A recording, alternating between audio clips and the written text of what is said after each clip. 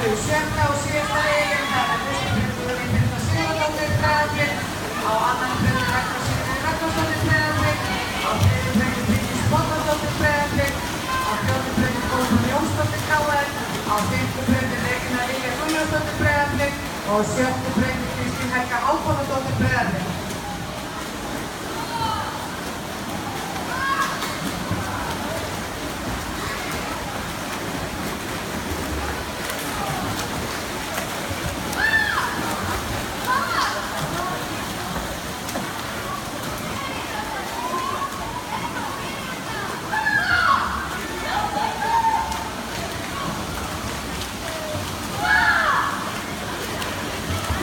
Við munum fara í verðlaunaafhendingu eftir næstu grein sem er 100 metra skriðsúr karla.